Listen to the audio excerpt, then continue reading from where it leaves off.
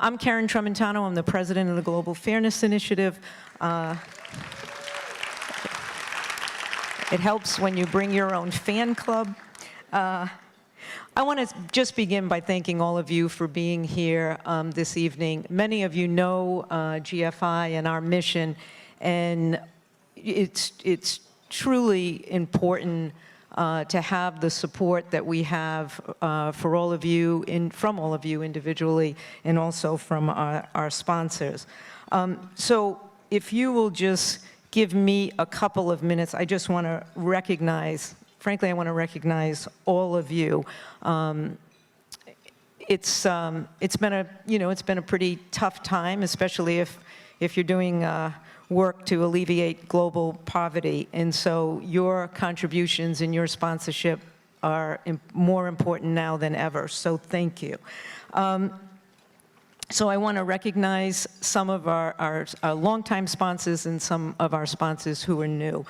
Starting with Caesars and our board member Jan Jones, Blue Star Strategies and our board member Sally Painter, the Bricklayers International Union and our board member Jim Bolin, the Masonry Institute and our dear friend Joan Kalmakidis, Denton's, our dancing table always, one of our new sponsors, Discovery, and the American Federation of Teachers. We are not only honored to have them as our sponsors, but we're thrilled to be honoring them and one of their leaders.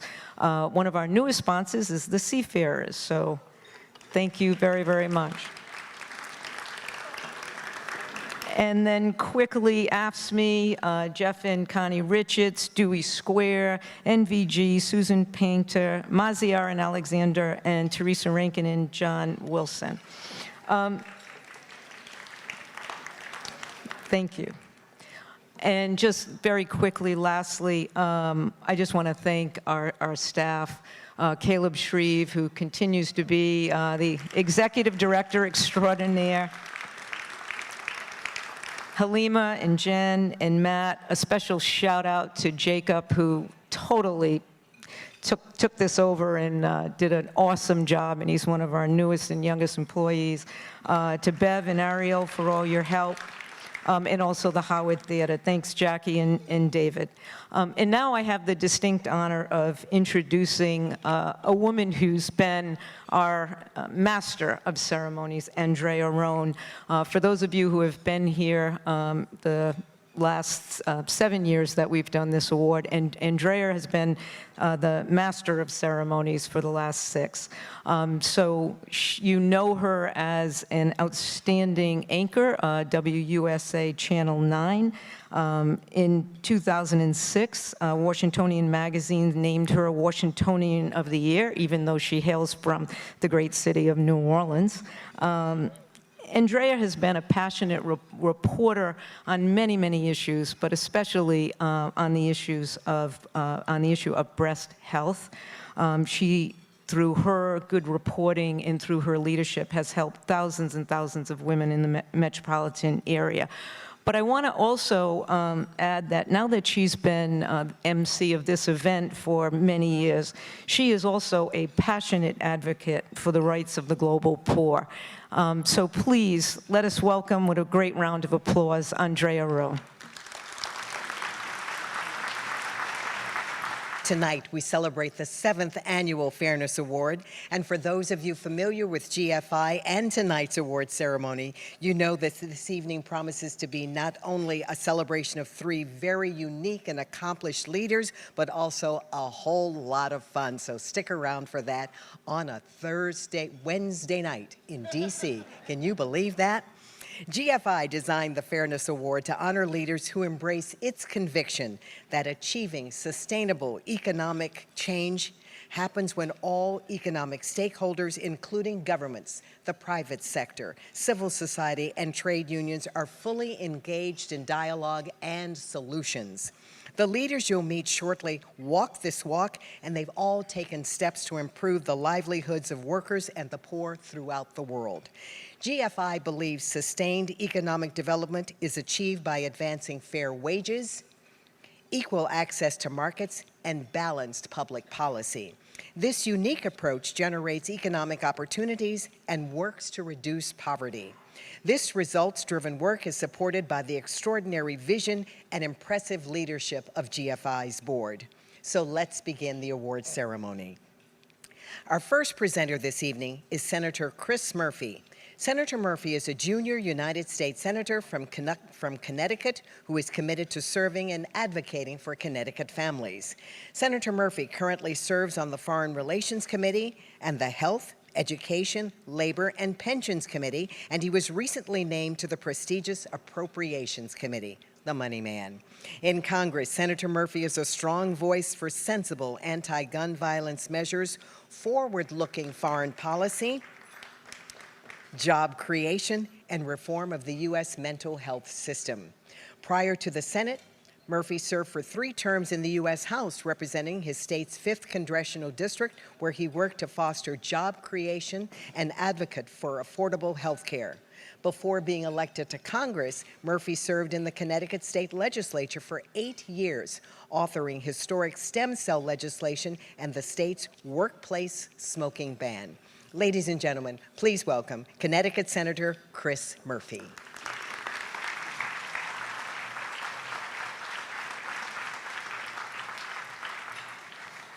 Well, thank you very much for that kind introduction, and I'm so honored and pleased to be here with you tonight for the Fairness Awards, to be able to present a really important award to my friend Randi Weingarten, and I'm really honored to be able to say a few words on her behalf. Let me thank you for all the work that you've done to bring a message of economic and social justice to places that simply don't have the capability, the aptitude, and the ability to raise their voices on their own.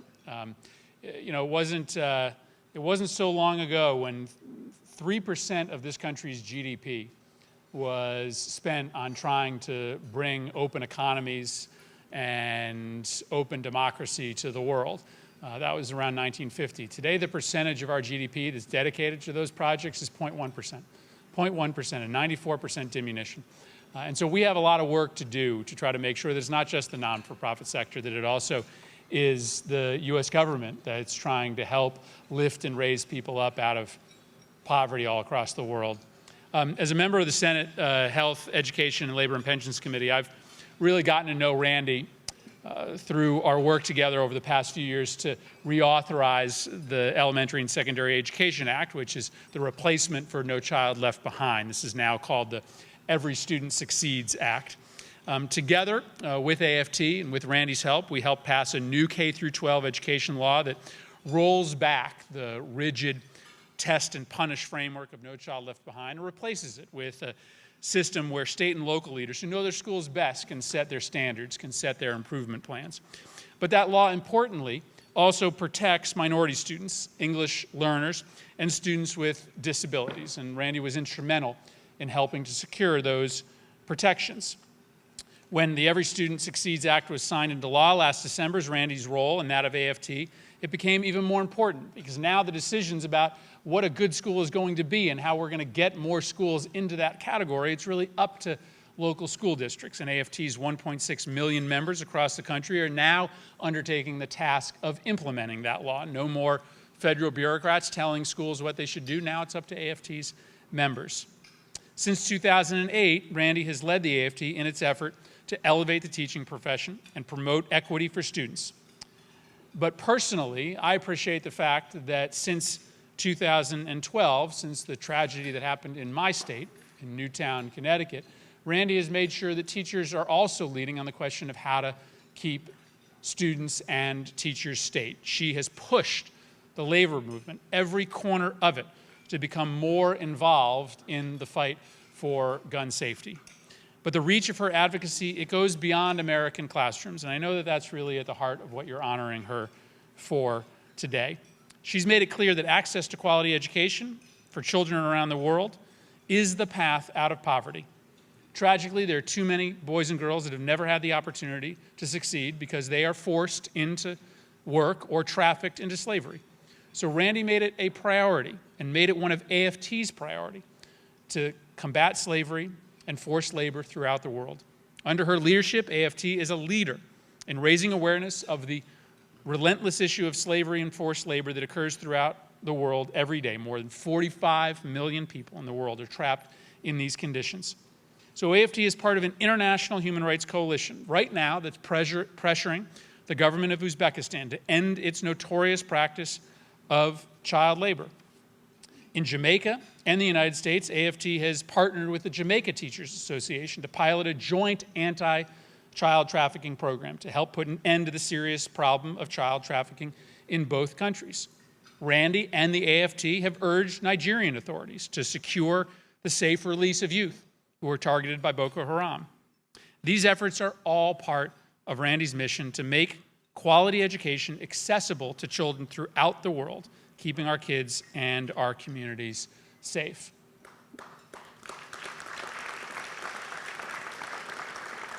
This is a big job today leading a labor union. In the midst of changing national education law, there is enough on Randy's plate just trying to manage all of her members, just trying to manage her and her organization's way through changing federal education policy that you could excuse her. In fact, you might expect that the leader of that organization wouldn't have the ability to take on these international issues as well.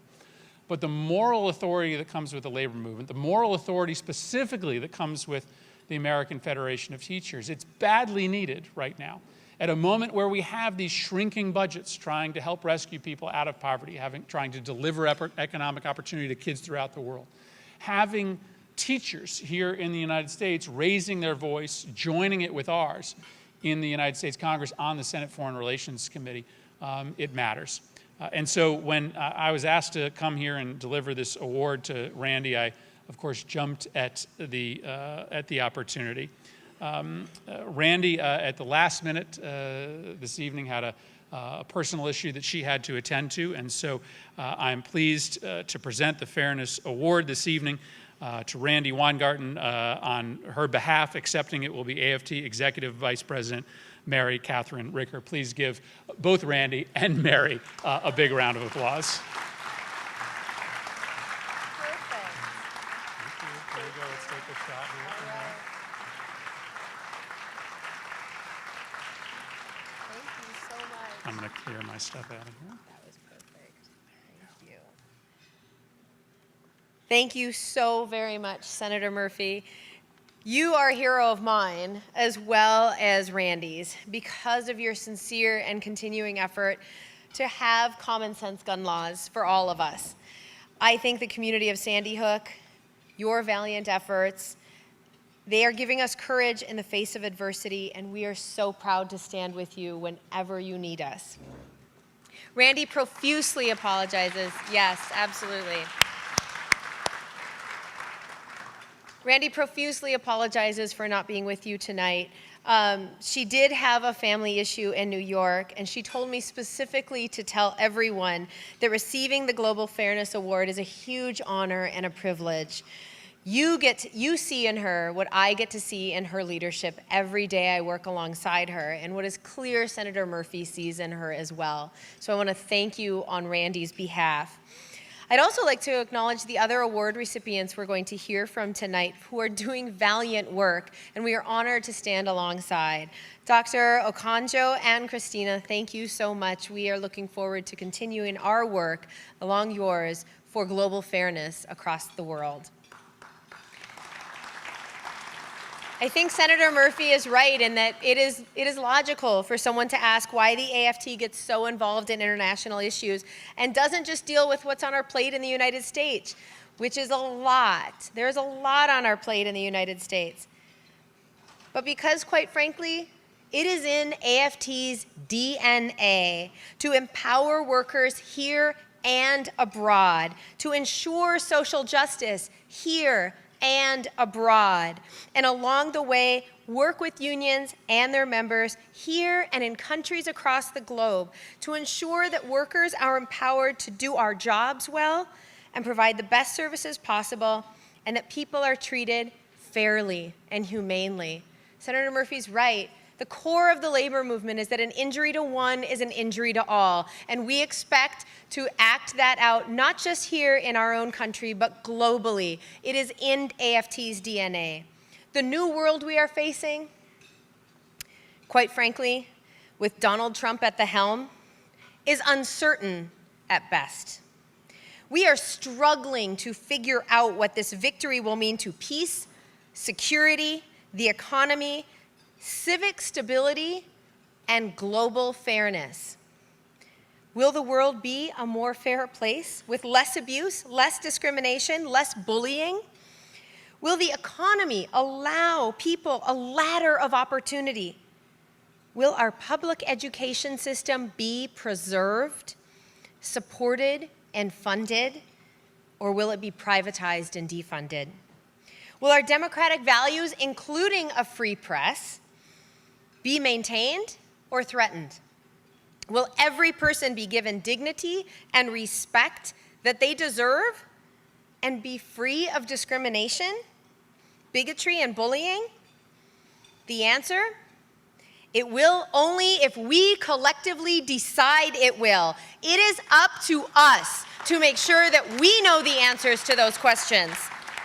Here in the United States and globally, we must fiercely advocate for what is best for our children and our families, like preserving and supporting a great public education for all kids, ending child labor and child trafficking around the world, treating all people with dignity and respect, and protecting and preserving human and civil rights.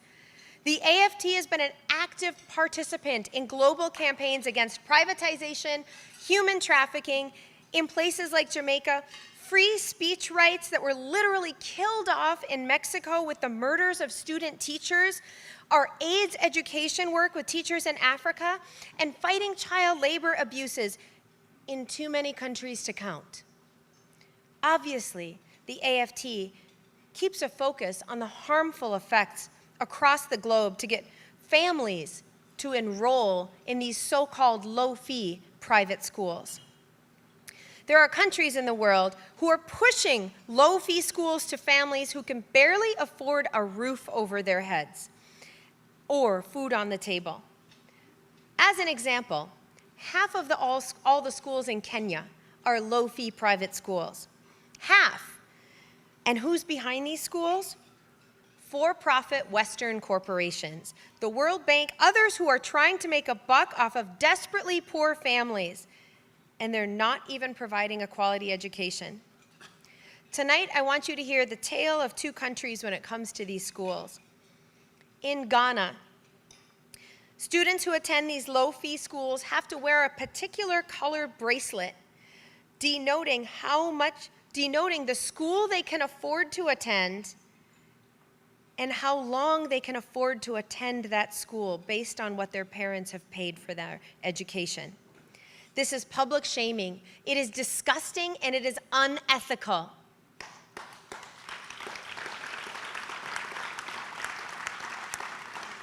The other story is that in Uganda, just 2 weeks ago, the Supreme Court ordered the country to shut down all of the Bridge Academy low-fee private schools.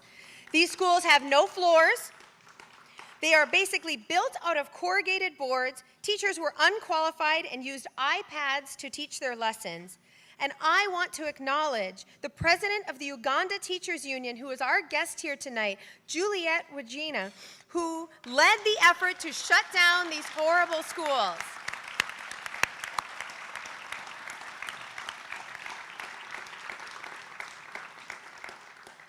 This is our work together. An injury to one is an injury to all. My friends, we have our work cut out for us. We do.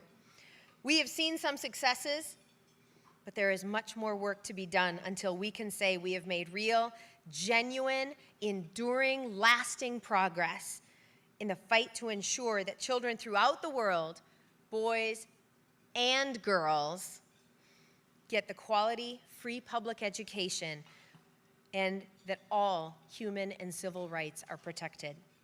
With the encouragement of this award, I know that Randy will continue to work 24/7 alongside so many of you in the audience tonight to make this world as fair as possible so that every human being can achieve his, her, or our God-given potential. Thank you so much for this award, and I look forward to delivering it to Randy personally.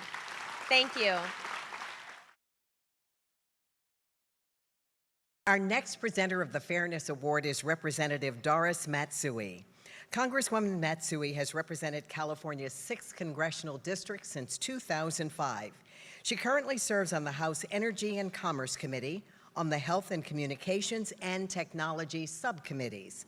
Congresswoman Matsui is committed to strengthening legislation to address critical issues such as affordable health care, clean energy technology, consumer protection, and American manufacturing. She has worked tirelessly to improve access to quality health care and helped author the Affordable Care Act. She has championed our nation's mental health system by securing landmark bipartisan legislation and leads efforts to tackle climate change and ensure net neutrality. Ladies and gentlemen, please join me in welcoming Representative Doris Matsui.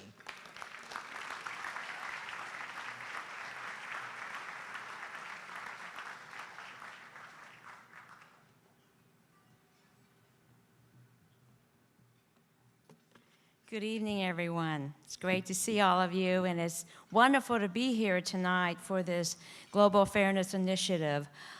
It's particularly important to me because I believe that as the rest of the world looks toward us, I think it's important for us to present a face. And I also am so encouraged by the fact that we're honoring people, not only here in this country, but around the world, who need to be honored so people in their country understand what we believe is important. I'd also like to thank Andrea for being here tonight. I have followed her for many years on television, and it's nice to see a friendly face on television. And she has not changed at all, has she? I tell her that. She's wonderful. The Global Fairness Initiative's work to open up economic opportunities for all is so impactful across this world. We are here this evening to honor some of the individuals who embody that mission through their extraordinary leadership. I have the distinct honor and pleasure of being here tonight to celebrate the work of someone who is truly transformative. For over 30 years, Dr. Christina Liamzon, Tina we call her, has tackled a wide range of global challenges, from food security to agrarian reform to rural development. Believe me, she's done it all. She's made it her life's work to truly understand firsthand the struggles and strains of marginalized people who oftentimes are without an advocate in their communities. Just think about that. Not having someone speak up for you. As coordinator of the Leadership and Social Entrepreneurship Program for Migrant Filipinos, Tina is helping generations of families become agents of change and social transformation. I've always believed that helping others has a ripple effect. When we serve, engage, and empower others, they are better able to spread the wealth of that spirit themselves. The work that Tina is doing speaks truth to that idea. The Leadership and Social Entrepreneurship Program that she leads provides personal counseling, leadership skills, and social entrepreneurship training to migrant Filipinos. Families that have the tools to positively influence and lift others in their communities. It's truly a powerful idea. At the heart of the program is Tina's belief that within each person there is promise. This model that Tina champions has proven to be successful in helping families break free from cycles of poverty and has successfully taken root all over the world. Since 2008, her program has been conducted in 6 cities in the Philippines and in 14 cities internationally with over 1,300 graduates. It has truly become a movement, and we can thank Tina's hard work, determination, and sacrifice for that.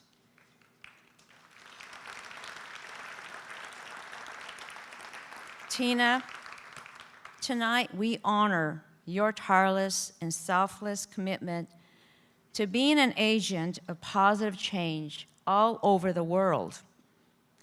Thank you very much for your remarkable work, and congratulations on this well-deserved award.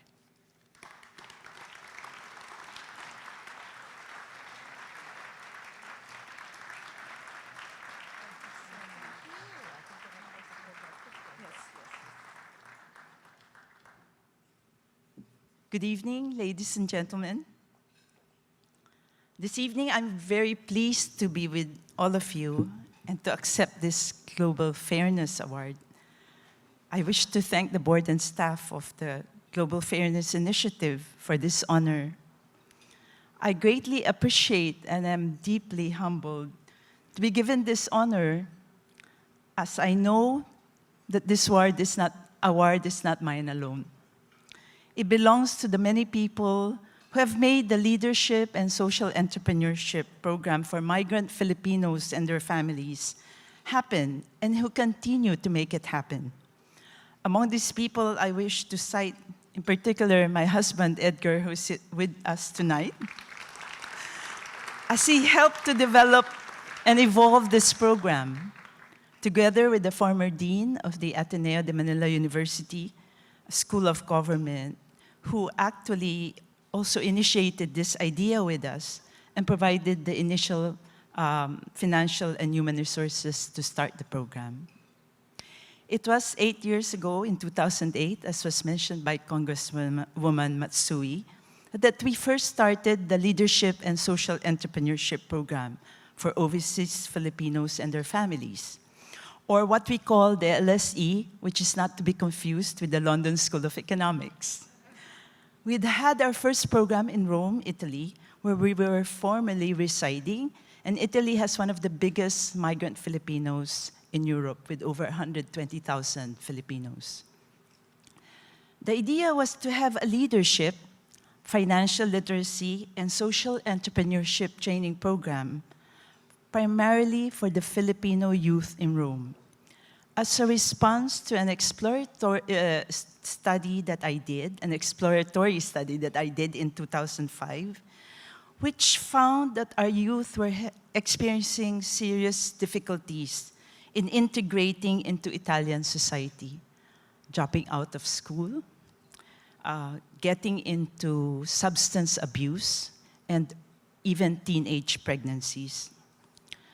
From an idea that some of us thought would never fly and was extremely challenging, the program has since spread to other cities.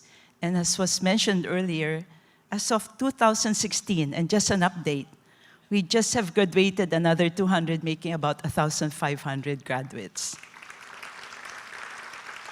From 40 batches in 14 cities in Asia, Europe, and the Middle East.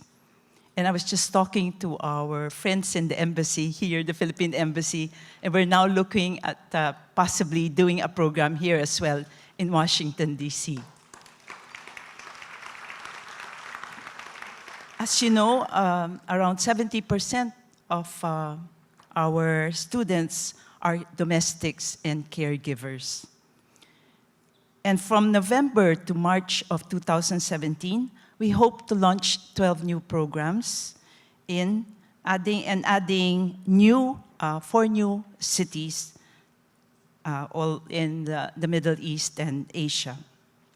As a Filipina, I interacted with, of course, many Filipinos living in Rome and had a first-hand experience of the issues and concerns that they face as migrants. Working, as I said, mostly in the household service sector as domestics or caregivers. Some of their difficulties include how to manage their finances, to save, to invest, to achieve their long-term goals, such as educating their children, building their houses, and maybe investing for a small big business back home, including, of course, saving for their retirement or reintegration back in the Philippines. The high social costs of migration include the loneliness of long-distance relationships between spouses and partners, leading to many breakups in marriages, estrangement of children from their parents, and dependence on the migrant family member and the remittances they send. The de-skilling of our migrants, given the very limited types of employment opportunities open to them, and the consequent diminishing of their self-esteem. The LSE has helped to empower the graduates and help level the playing field for them, especially in terms of accessing resources and opportunities. And most of our graduates are women. And they are able not only to help themselves and their families, but the LSE challenges each of the graduates, to pay forward or to give back to their communities and to society, whether it be the home country or their host countries. It challenges each graduate to become a social innovator, a change maker, making a positive difference wherever he or she may be. The stories that our graduates share are inspiring, as they speak of becoming free from debt that prevents them from moving ahead financially, or they start to save and invest for their future instead of squandering their money on their wants and consumerism, instead of saving for the return and reintegration back to the Philippines so that they can reunite with their loved ones.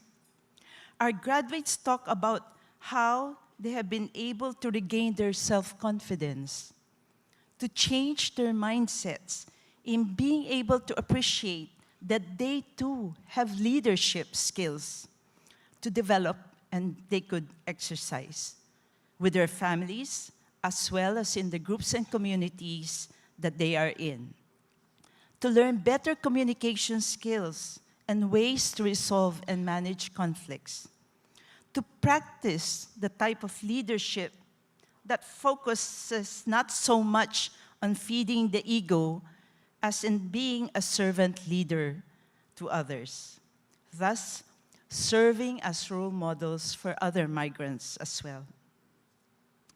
I wish to quote one of our recent graduates from Dubai who works as a domestic and who finished the program just a few weeks ago. I quote, "Before I participated in the LSE, my Friday routines, Friday being the day off in Dubai in the Middle East, my Friday routines were going out with friends, shopping, partying, and attending different Filipino group activities. I don't have a definite plan for my future. I do not have any savings at all. I have bad debts to many people. I borrow money to buy things that I don't need. In other words, I was not financially educated. Then I realized I cannot be like this anymore. I have decided to change my behavior, especially knowing that I will go back home soon. The LSE changed my perspective in life. In my 6 months journey, I realized that I learned and accomplished so much. Financial literacy helped me to understand the importance of savings, of insurance, of having emergency funds and investments. I'm proud to say that I'm free from bad debts. I have a life insurance and a savings account. I'm in the process of completing saving for my emergency funds. In the leadership sessions, I learned to rediscover myself. Before, I was not confident with my abilities. I was afraid to talk in front of many people. Now I am in front of you sharing what I have learned. I've also increased my social awareness to understand and respond to the needs of others. I'm also self-assured that the business I will start is something I am passionate about. I plan to go home for good in April of 2017. I will pursue my dream of helping my mother in her dress shop business using the tools that I learned from the social entrepreneurship sessions. Because of the LSE, I met people who inspired me and helped me to become a better person." Unquote. The LSE program, however,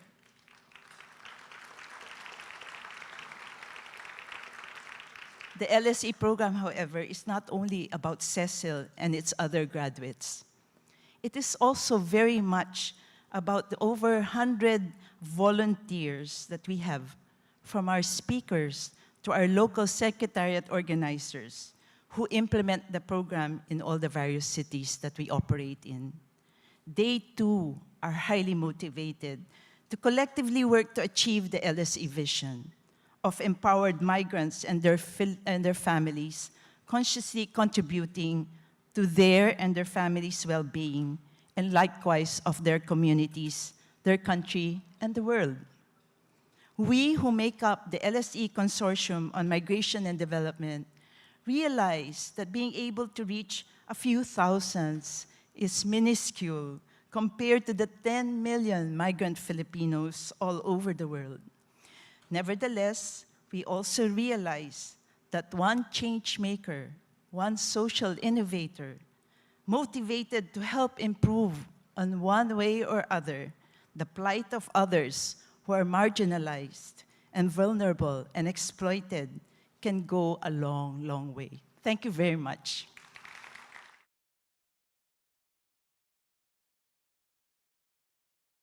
It is with great pleasure now that I introduce the final presenter, Dr. Danilo Turk.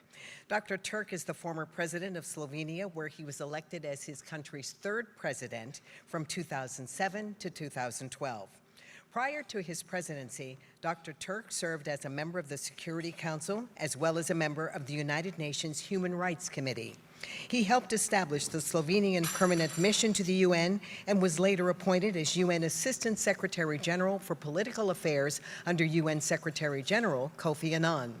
A former professor and director of the Institute for International Law of the University of Ljubljana, Dr. Turk served on a constitutional commission of the Slovenian National Assembly, and he has played a key role in the development of Slovenian human rights policy, helping to co-write the human rights chapter of the 1991 Slovenian Constitution.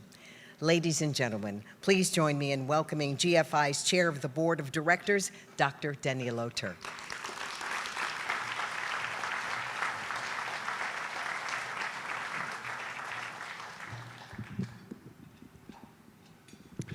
Good evening, everybody.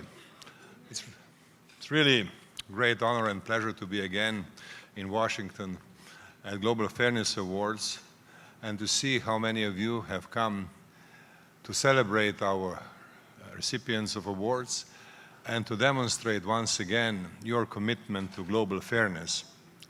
Probably one of the most ambitious tasks in the world today. Let us just think about the meaning of fairness in global relations in our time, in an era of uncertainty. Can we really say that the world is moving towards greater fairness? Is this something that should be seen as automatic or predestined? Probably not. I think everybody would agree that we live in an era of uncertainty, that nothing is guaranteed, and that change towards greater fairness requires a great deal of human effort. Effort at every level, at the level of grassroots organizations, at the level of national politics, at the level of business decision-making, and yes, at the level of international leadership. And tonight we are celebrating three extraordinary personalities who are great leaders for greater fairness in the world. And I believe that we have to be particularly aware of the fact that when it comes to political and other types of global leadership, the task of fighting for greater fairness is particularly tough. Tough choices have to be made at international level and also in the national level of decision making. Policy making means choices, and choices are usually not easy. They require personalities of great courage, charisma, but above all, of solid inner core. And it's my great honor and privilege tonight to present Dr. Ngozi Okonjo-Iweala, a great leader of our time, who is an example of a person with this great and strong inner core of fairness, which allowed her to work in an excellent way in every situation in which she was asked to work for greater fairness. Now, first, academic excellence. Dr. Ngozi Okonjo-Iweala was raised in Nigeria and then studied at Harvard, where she gained a PhD in economics and development, and at MIT. And she has distinguished herself for 2 decades as a development economist at the World Bank before returning to her home country to serve. 2 decades after great academic achievements.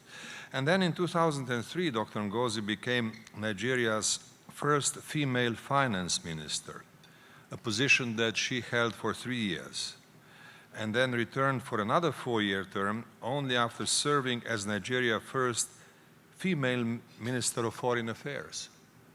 Can we think of any more prominent example of political leadership at the national level? Then she was again an international figure as managing director of the World Bank, and in all of her different roles she excelled. She saw great success in strengthening Nigeria's economy.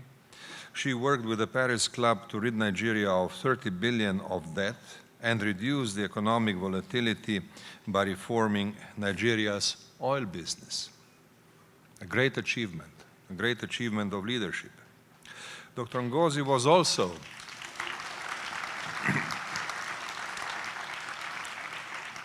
driver of government transparency, fighting corruption by publishing state financial information in newspapers across the country and introducing electronic financial management systems in all levels of government.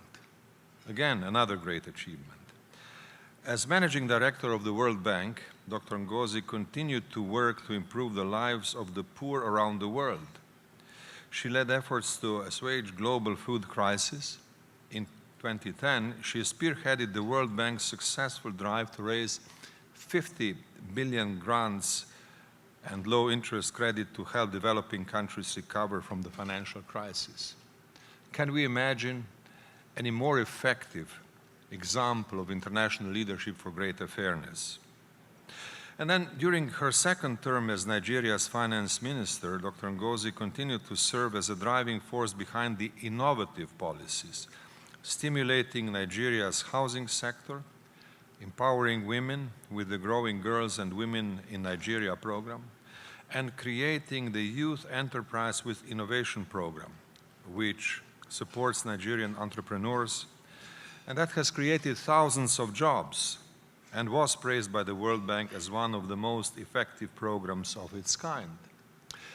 It is very interesting and very important to see how a proven leader demonstrated the ability to innovate and transform in policy making dedicated to improvement of the human condition of the poor.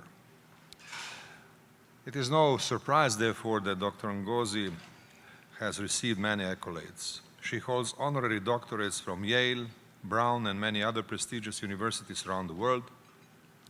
Last year, she was named one of the 50 greatest leaders in the world by Fortune, And 2014, Time magazine named her one of the world's 100 most influential people. Being influential and at the same time an agent of fairness is indeed a unique achievement.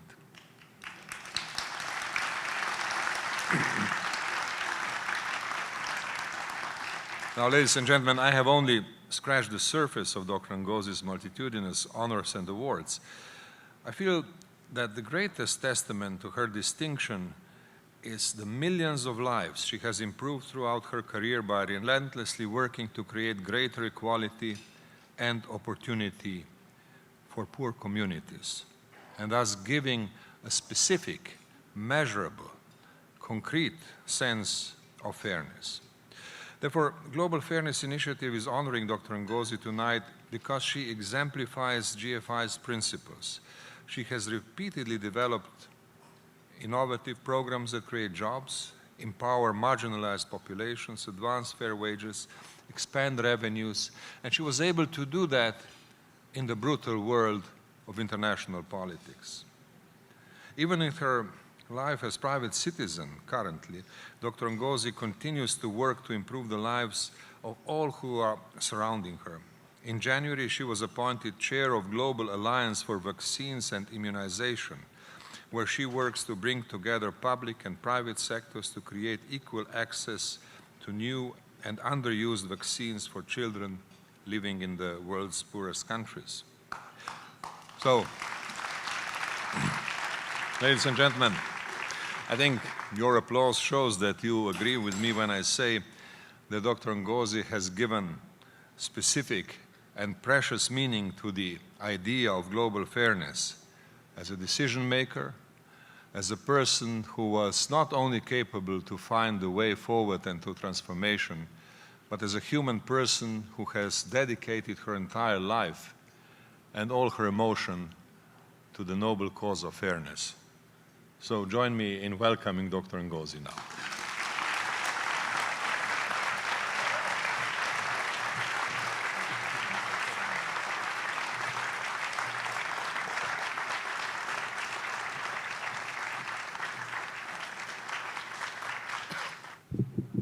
Well, thank you so much, President Turk. I'm really overwhelmed by these words and that description. And I said to myself, you know, when the Time magazine named me one of the most influential, 100 most influential people in 2014, I said I wished I had as much influence with my children, you know, as they had described that I have in the world. So anytime you begin to think of yourself as really up there, just take a look at your immediate family, especially your children. They'll bring you down to earth, and you really need that.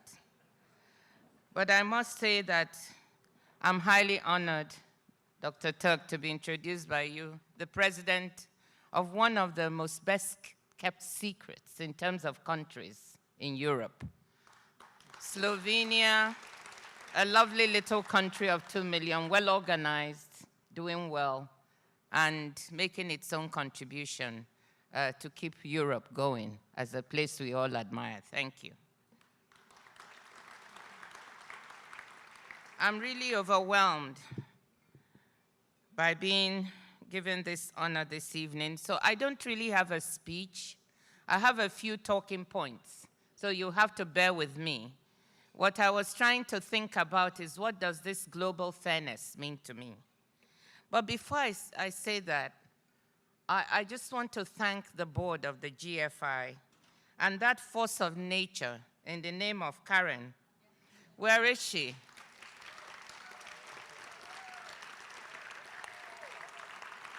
Thank you, Karen. Thank you, board, for this recognition. And I want to say that I'm humble when I see what my fellow honorees what they've accomplished. I want to congratulate them, and even those who were honored before us, people like my former boss, Bob Zoellick at the World Bank, Ambassador Melan Vivier, who is a friend. All of these speak to the quality of what this award is all about, trying to find people who in their own way are making the world a fairer place. Now, I want to say to you that when I started thinking about this award and I got notice of it, I said, what has fairness been or meant in my life? And I listened to what Dr. Turk said. And I felt very privileged that as I look at the episodes in my life, I've been privileged to be able to work in a way that tries to reach other people in a way that is just. But I have to say that you don't do this alone. There's no way I could have achieved any of these things without the work of wonderful teams of people, young people who were working with me, whether at the World Bank or in government, older people who supported and mentored me, and my wonderful family and friends. And I want to, tonight, if you bear with me for a second, I just brought a few people, but there are people who are so special to me. And I would like them to stand up so that people see who they are. So my wonderful husband, Ike, could you stand up? My sister and her husband, Njide and Fred. And two very, very, very special people, Jean-Louis and Lauren, who have accompanied me on so many twists and turns in my journey. I salute you today, and I thank you for always being there for me. It couldn't have been done without you. My 4 children are not here, but they're ably represented by their fathers, we say. That's a Nigerian saying. You know, if you can't attend, somebody ably represents you. They never not do it. They are never disably representing you. So in my language, Igbo, there's something that describes the Global Fairness Award. It's a saying that goes, Akanni kwa kekpe, akekpe akwa akanni, wancha adiocha. It means that if the right hand washes the left, and the left hand washes the right, both are clean. And to me, it encapsulates what fairness is all about. It's about partnership. It's about recognizing other people. It's about knowing it's not about yourself. It's about trying to do the best you can when you find yourself in a position to render service. That, to me, is what fairness is all about. And I found this saying in my language that really captures the essence of it when I think about that. So in my journey, where have I been privileged to be able to render this service? What has it meant? We talked about my work in the World Bank, and I will not spend too much time on that. But I want to say that there are certain things that were done during the time that I had the opportunity and privilege to do that I consider an example of trying to serve and do for others.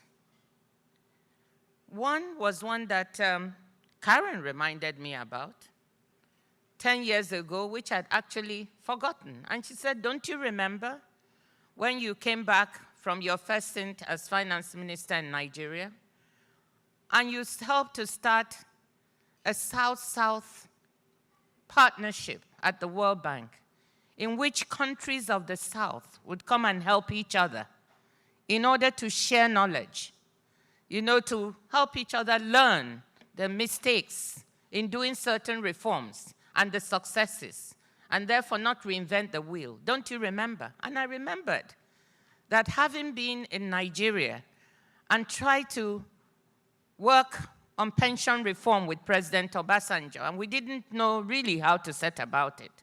We approached the World Bank, and they suggested that we talk to some other countries. So we talked to Chile, and we studied their system, and we decided that this would be good. They were very good. We went there. They came to Nigeria. They spent weeks with us until we understand what it was they were trying to accomplish, and we adapted it to our own system. When we tried to reform our financial laws, we put together a financial responsibility bill to try and make our states more fiscally responsible and to plug some of the gaps in fiscal responsibility at the federal government level. And we looked and said, how do we do this? And we looked for other countries, and we looked to Brazil. So a team of our legislators and executive went to Brazil to study what they were doing, and they also came to see us.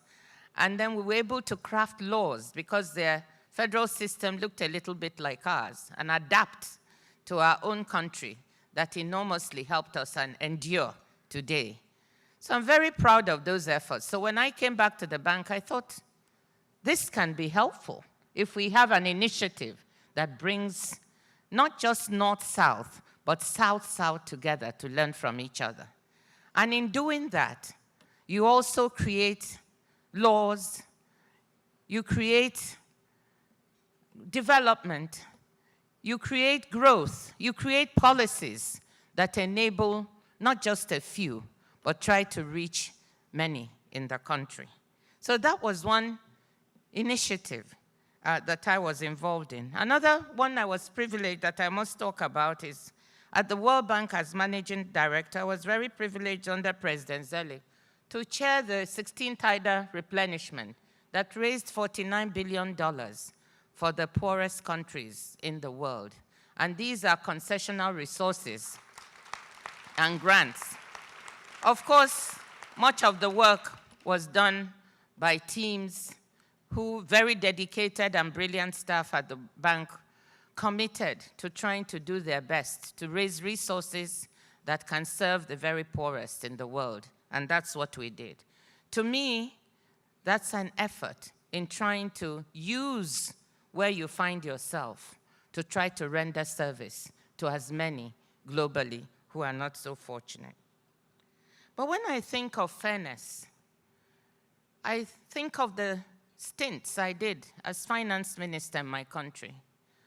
The first one, Dr. Turk described, where the goal, I had a president who was really seized with the fact that we had to get rid of the crippling, huge debt that was holding the country back from growing. This was President Obasanjo, and he gave me the task when I came in, and he said, I brought you here so you can help us get rid of this debt. This was $30 billion that we owed the Paris Club of Nations. I remember sitting on my desk in my office as finance minister and feeling, what on earth have I got myself into? How am I going to be able to deliver something that even the president himself had worked hard trying to get done and had had great difficulty in doing it? But I had tremendous faith. There was a game plan that I started to put together. There was a wonderful team to work with. There was a supportive head of state that made it possible. And there were friends and supporters all around the world. I won't bore you with the detail. I've actually captured it all in a book I called Reforming the Unreformable, that I wrote about this experience, MIT Press, and please go and order it from Amazon. There's no harm in some advertising here. But that was a huge privilege that after so much work, which gave me gray hair, which you cannot see, we were able to get the Paris Club of Nations to write off Nigeria's debt with 18 billion outrightly written off. We had to pay back $6 billion in arrears, and we did a very clever buyback, which people here at the Center for Global Development, Brookings and others, but mainly the CGD, helped us to think through and put together. So it was a very, very big achievement. And lifting that 30 billion in debt released about a flow of $2 to $3 billion that we're using to service this debt, which could be invested in infrastructure, in education, in health. And if there's anything more privileging than being able to do that and steer resources where they belong, which is to the service of people, I don't know it. It was one of the best moments in terms of trying to bring to others the skills you have to make their lives better.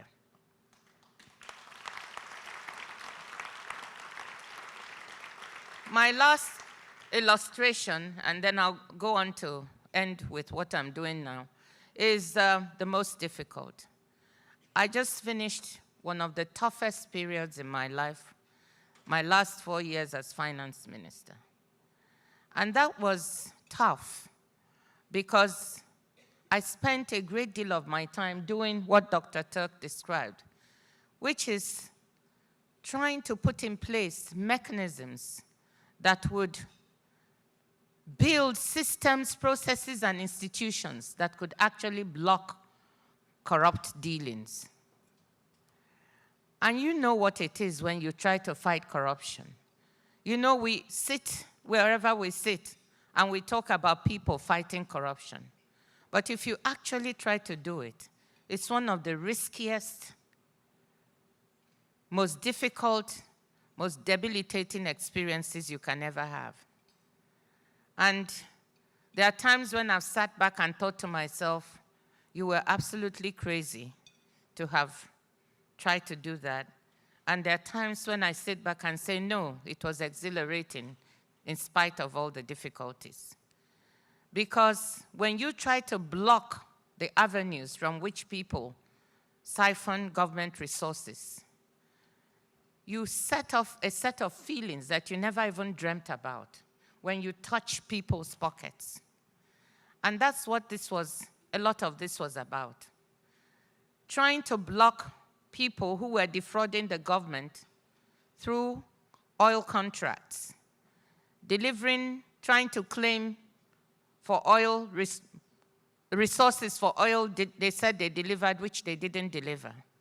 We did an audit and found that out of about $6 billion that we had spent, 1.5 billion was fraudulent.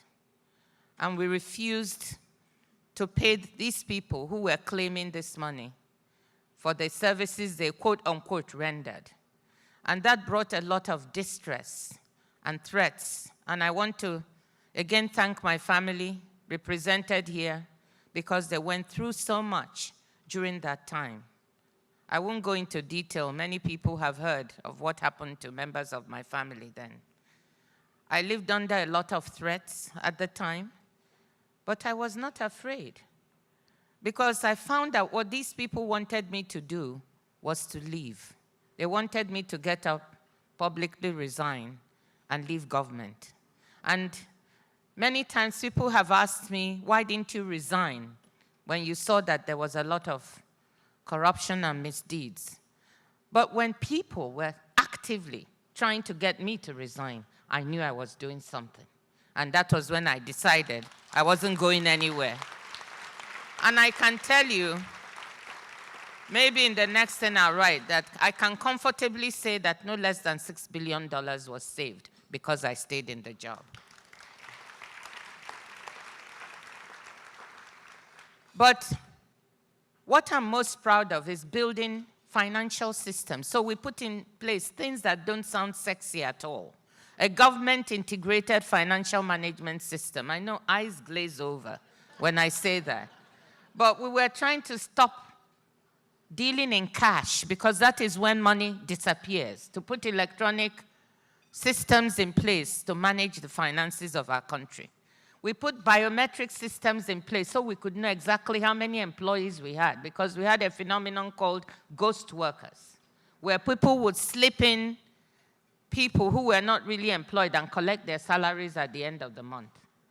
And by the time we put these biometric systems in place, we had weeded out more than 60,000 ghost workers by the time I left and saved about $1.5 billion for government. We put in place a treasury single account so that the Ministry of Finance could have an overview of all the government finances. And so on and so forth. Just to give you an example that these non-sexy sounding things actually do very sexy things. And fighting corruption is sometimes not only about just arresting people and putting them in jail. It's about putting the institutions and processes in place that block people from being corrupt in the first place. But finally, I've left that and I've been very privileged to be chair of the board of one of the most wonderful organizations in the world, the Global Alliance for Vaccines and Immunization. To come from a situation in which you are managing so many complexities. Imagine being a finance minister. Nobody likes you. You're in the business of blocking expenditures. At sometimes your boss doesn't even like you because you have to tell him, the president, from time to time that they cannot spend the way they want. I'm sure, Dr. Turk, I don't know what you thought of your finance minister, but now I have an organization that has a wonderful objective: to immunize the children of the world. Can you imagine anything more privileging than that? The Vaccine Alliance, of which I'm chair of the board and has a wonderful CEO, Seth Berkley, running it in Geneva with an office here in Washington, wants to immunize children of the world because it's the most cost-effective way of saving lives. And in the 15 years it has been in existence, it has immunized 500 million children and saved 7 million lives.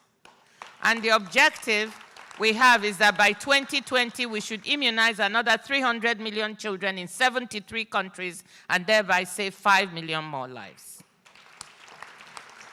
Why would I not want to be part of that? It's an honor and a privilege. And that's where we are today. I see it as another opportunity that I've had to be able to work in an area that brings fairness to the most vulnerable in our population, children. Thank you so much for listening, and thank you for this award. It's a Wednesday evening. I know it's not usually wild and crazy in DC, but we're going to get the party started. I promised you a fun night, and it begins tonight, right now, and the musicians will start joining me on stage because we have a wonderful show for you this evening. I have the privilege of introducing you to an amazing woman. She's been singing for audiences since she was a teenager. Now, her musical aspirations were interrupted by the responsibilities of adulthood. But at the age of 41, she left her bank job. She ended a turbulent marriage, moved to a new city, produced her first CD, and landed the title role in the world premiere production of Ella and Her Fella Frank. Today, Renee Marie is a Grammy-nominated artist with a noteworthy body of work, including 11 recordings and countless stage performances. Her latest album, Sound of Red, was released in April and is all original material that provides insightful glimpses into the many small but profound turning points that are part of an individual life. Renee is guided by powerful life lessons, and her music is a captivating hybrid that is rooted in jazz traditions with various borrowed elements from R&B, country, even folk. Tonight, she is here to perform for GFI's Fairness Award. Ladies and gentlemen, please join me in welcoming Ms. Renee Marie.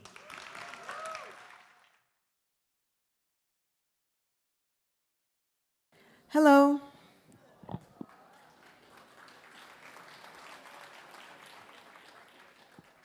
Thank you so much for that beautiful introduction, and thank you for inviting us to be a part of this amazing evening. We have listened to the speakers and Googled the GFI, and have been overwhelmed by the things that GFI is accomplishing.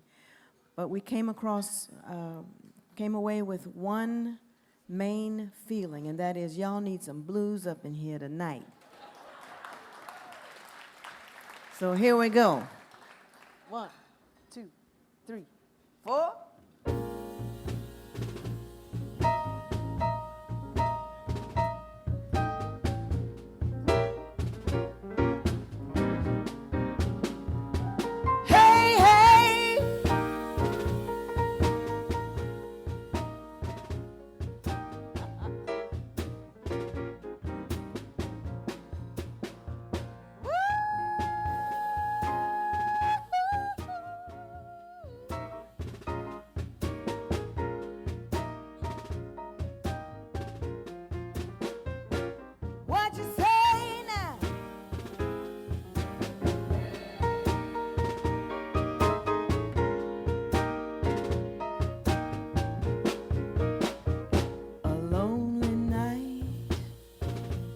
tried to win.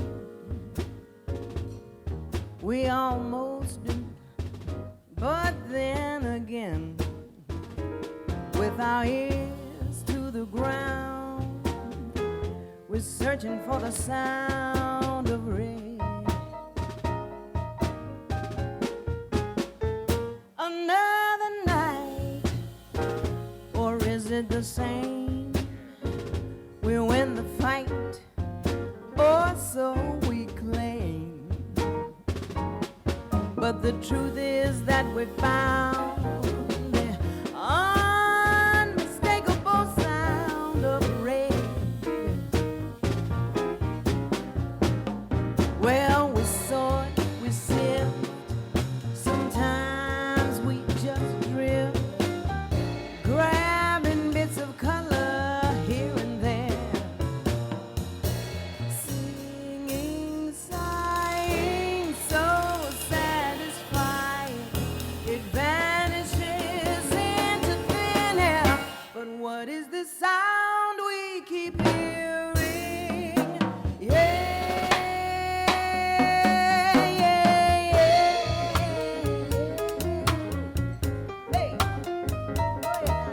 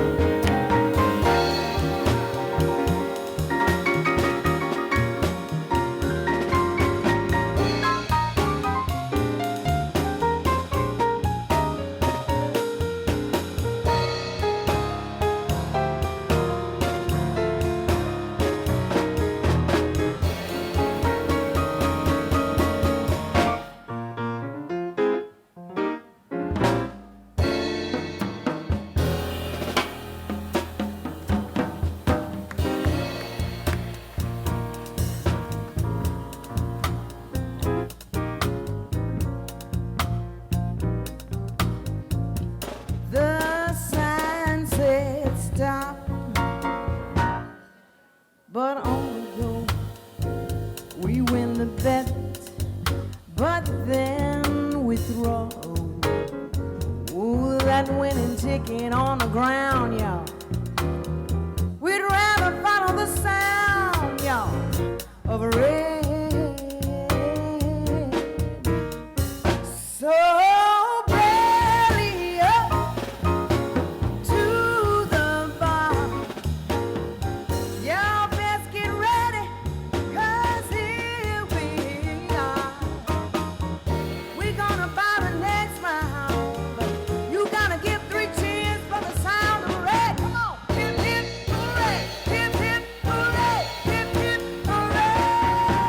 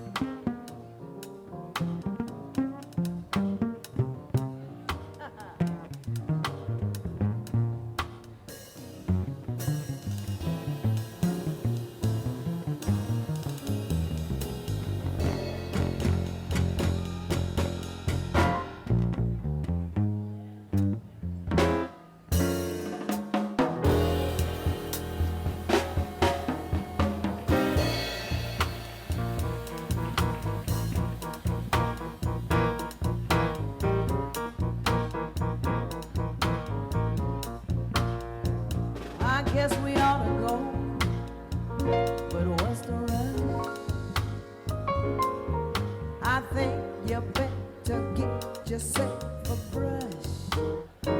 'Cause we want you to help us paint this town with an unforgettable sound.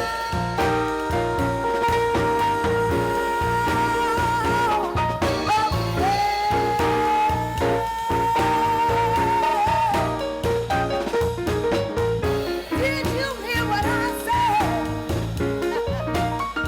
Talking about the sound of red.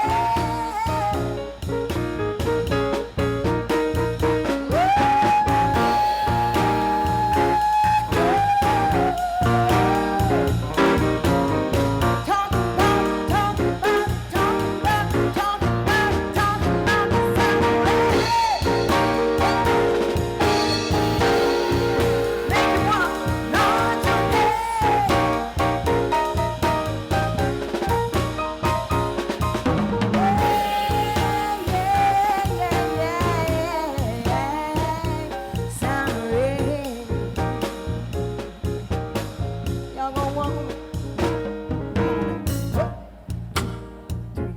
four, huh, two, three, four, huh, two, three, four, huh, huh,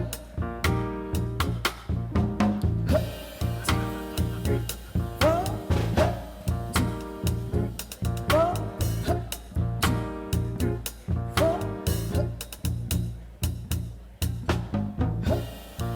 three,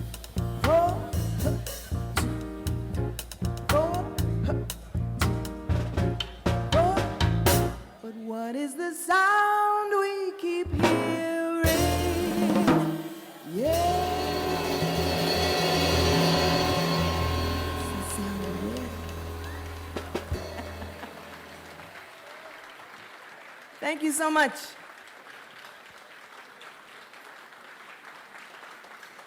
Thank you very much. We'd like to do a tune now that was inspired by a trip to, our very first trip to Johannesburg, South Africa. It was a jazz festival called Joy of Jazz, and we wrote a song called Joy of Jazz. I'd like to do it for you now. Here we go. Good. Yep.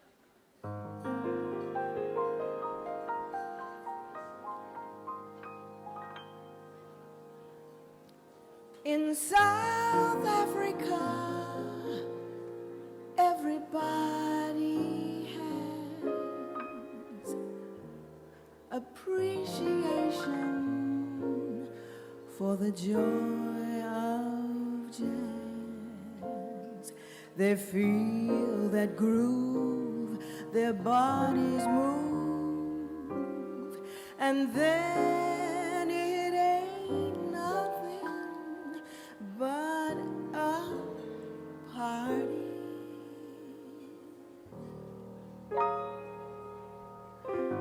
I tell you this story the way I heard. The joy of jazz began in Johannesburg. The joy was strong. We wrote this song. So come on and join along. Oh, the music playing, South Africa displaying the essence of the word Ubuntu.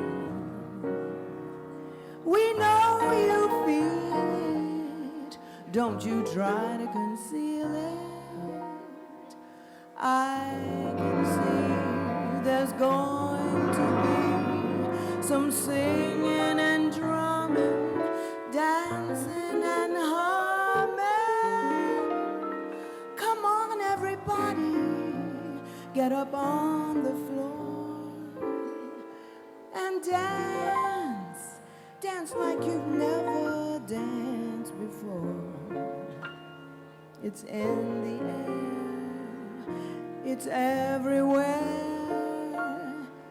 Come share in the joy of jazz.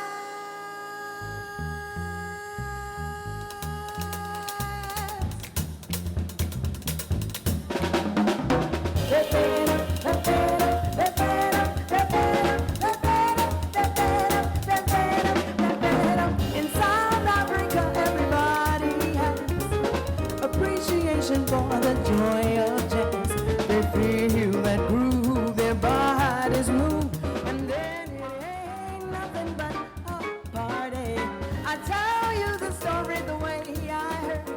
The joy of jazz began in Johannesburg. The joy was strong.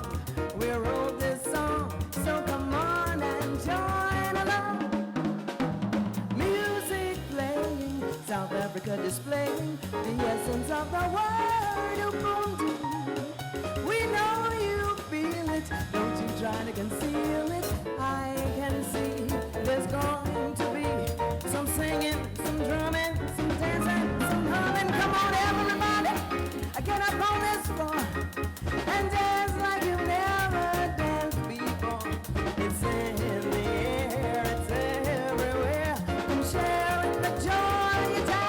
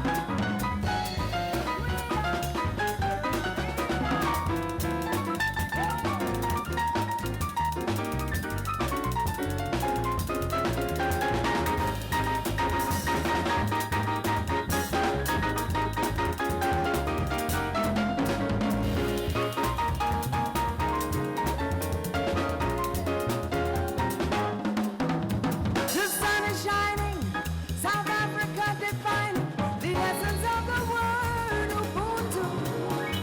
Hot, hot, hot, yeah. I think the music's got ya.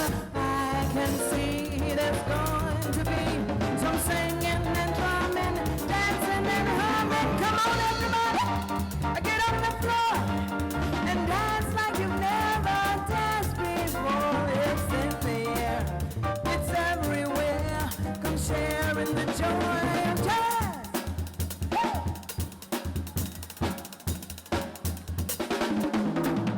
It's fun, you know, so come on, let go and show your joy of jazz.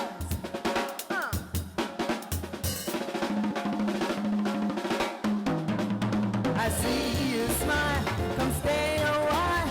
It's in the air, it's everywhere. It's a joy,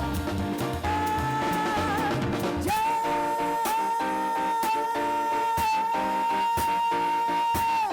Come on, come on, come on, come on, come on. Shake your body, shake your body now. Shake your body, shake your body now. Shake your body, shake your body now.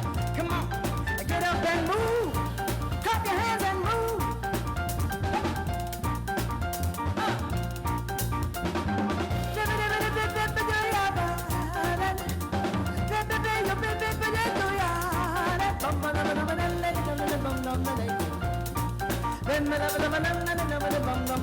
Here we go. It's in the air, it's everywhere. Come sharing the joy of jazz. Thank you so much.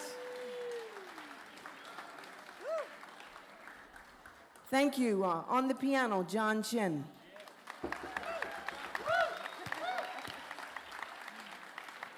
Holding the bass down, Mr. Elias Bailey. Hold it down now. On the drums, Quentin Baxter.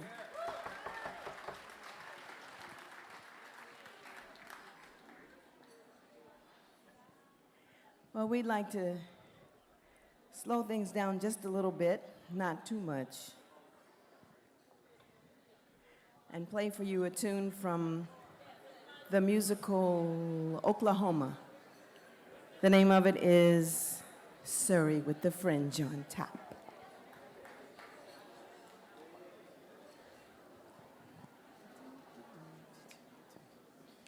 One, two, three, four.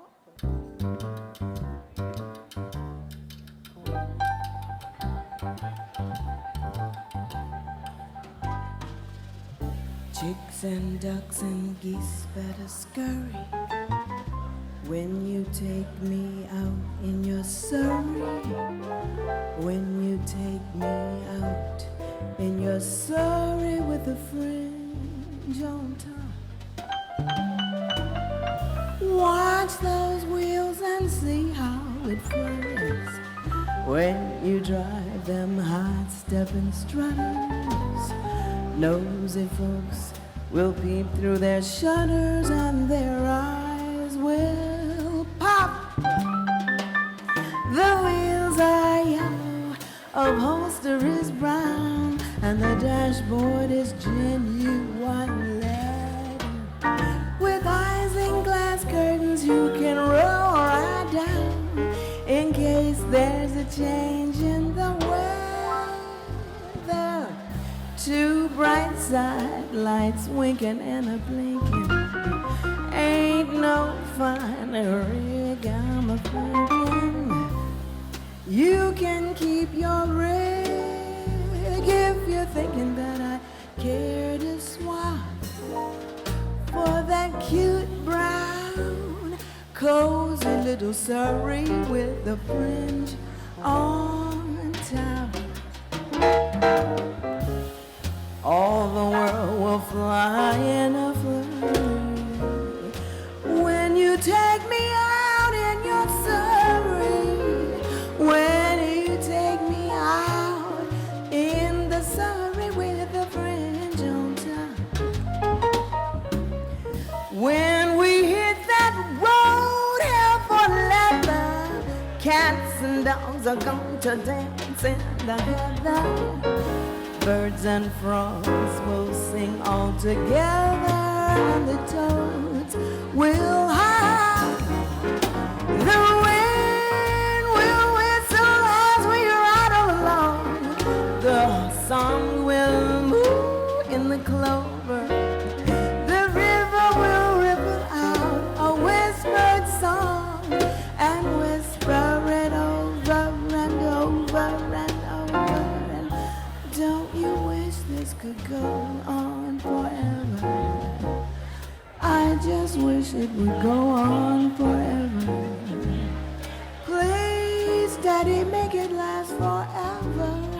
I don't want you to stop. In the cute brown yellow wheel, sexy Surrey with the fringe on. Bubble, yeah, do. Baba do baba yeah do. Baba baba we breathe. Baba let better do it down. Sweet baby, baby, baba yeah do down.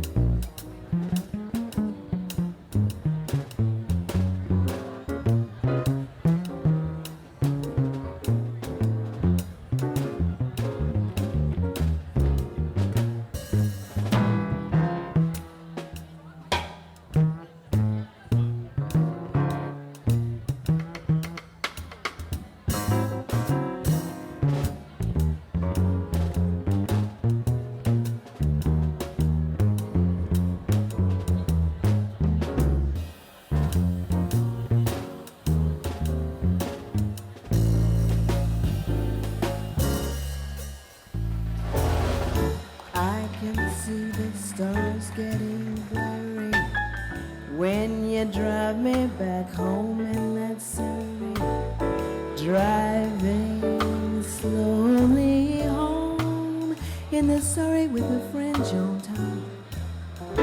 I can feel the day growing older.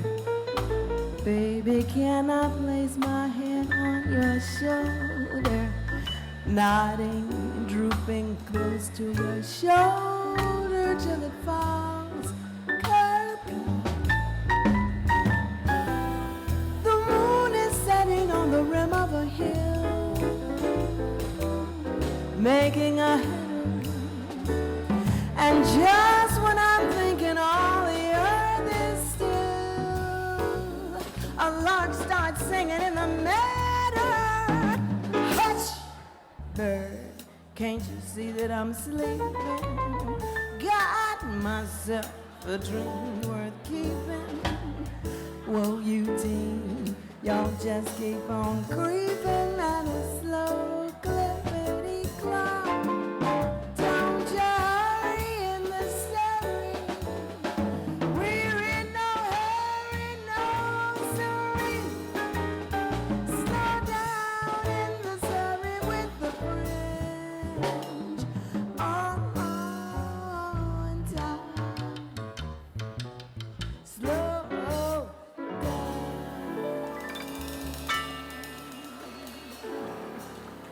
Thank you. Thank you. Now we'd like to do one of our favorite songs from a previous CD. It was nominated for a Grammy. It was a tribute to the music of Eartha Kitt by one of my favorite composers, Cole Porter. The name of this tune is My Heart Belongs to Daddy.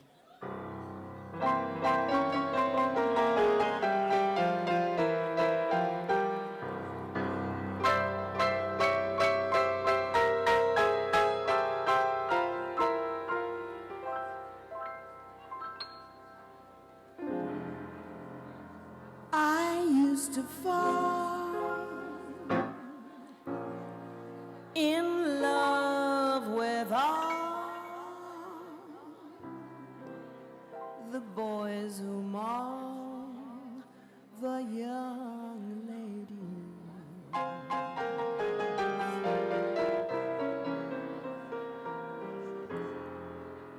But now I tell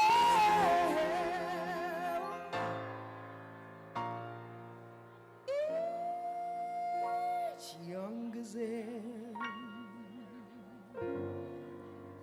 to go to hell. Oops. I mean Hades.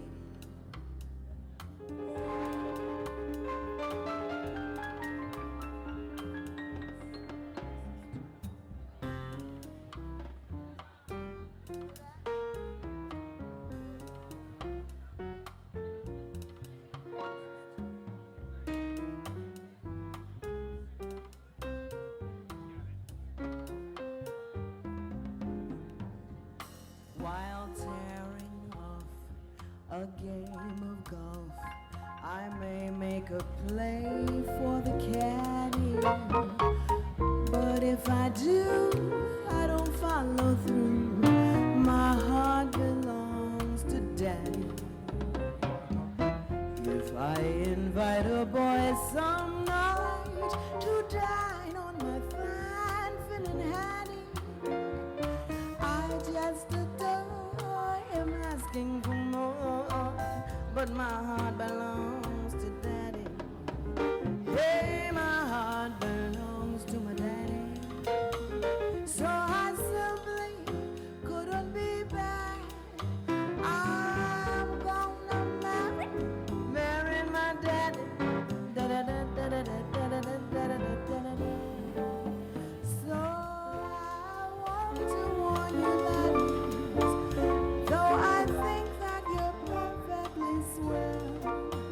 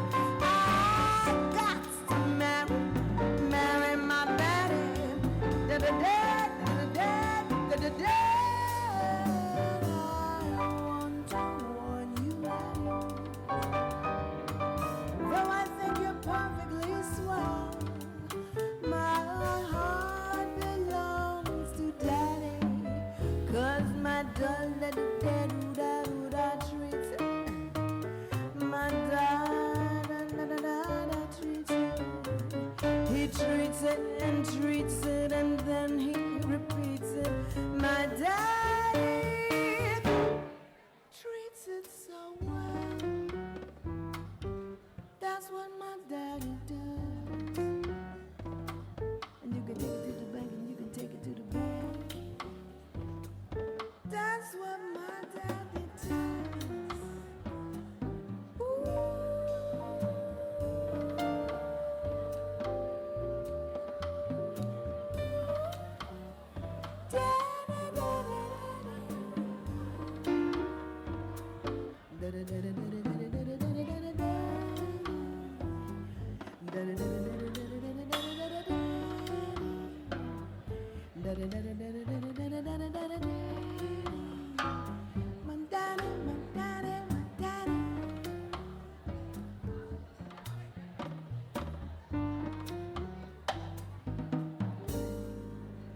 My heart belongs to who?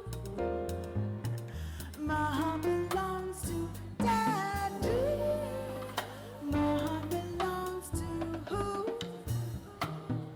My heart belongs to Daddy.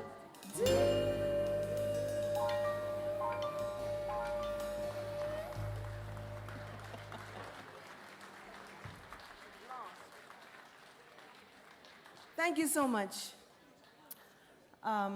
We're going to end our set with another tune from our new CD. The name of this song is Lost. All right, let's do it.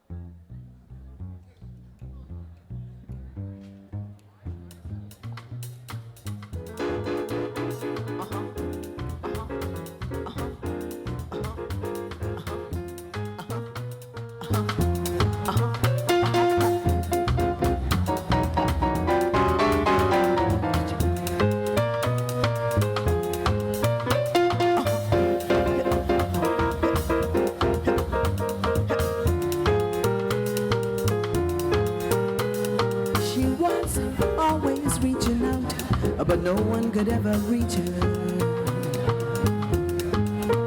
She never knew what life was all about, because she wouldn't let nobody teach her. Never in her wildest imagination could she dream of life without infatuation. All of her winters melted into spring with misgiving. She wondered why her summers never seemed to bring easy living. In autumn it was just as well that she fell and got lost. She was just lost. She spent so many hours on her back, opening up to every Tom, Dick, and Harry. But the faster she went around the track, the harder it became to carry.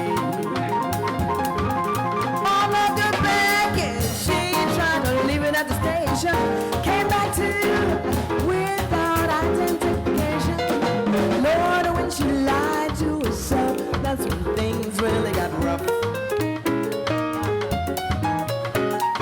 Drew gathered dust on the shelf, while from her eyes fell all of this wet stuff. She dried them so no one could tell, but what the hell, she was lost. She was just lost. Now, why in the world would she have to whirl all of her psychosis on me? I couldn't understand, and so I demanded to know the source of all this remorse and this agony. And next, she said thanks, but I keep my cards close to my chest, and the rest of me is a mystery. Then she winked and blew a kiss to me.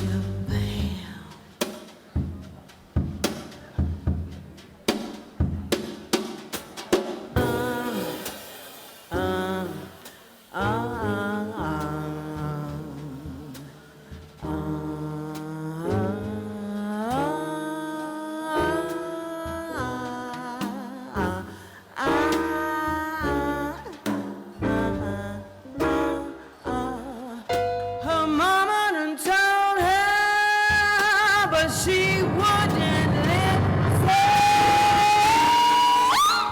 Ah, down, down, down, day by day, sweet but simple, sweet.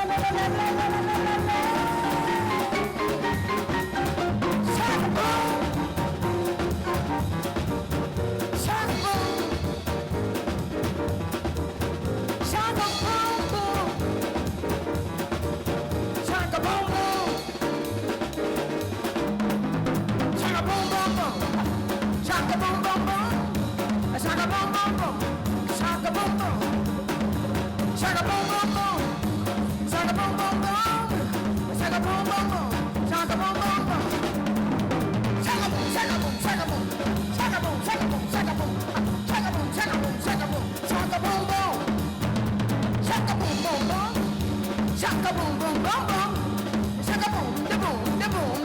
boom, boom, boom, boom, boom, boom, boom, boom, boom.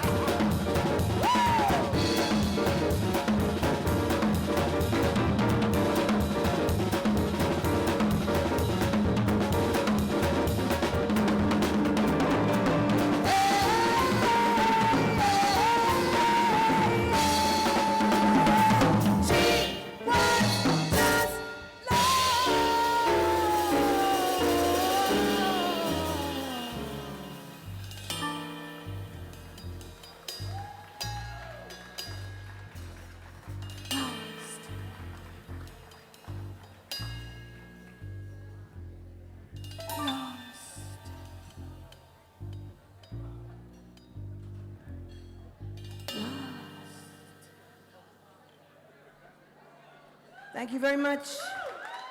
John Chin, Quentin Baxter, Elias Bailey.